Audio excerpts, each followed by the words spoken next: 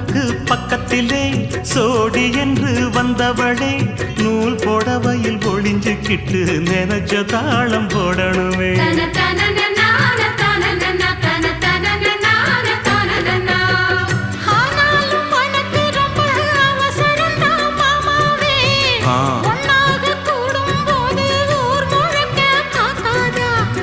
பார்த்தாலும் தவறு இல்ல பனியுறங்கும் ரோசாவே உன்னால சொத்த வச்ச மூக்குலதான் வைக்காத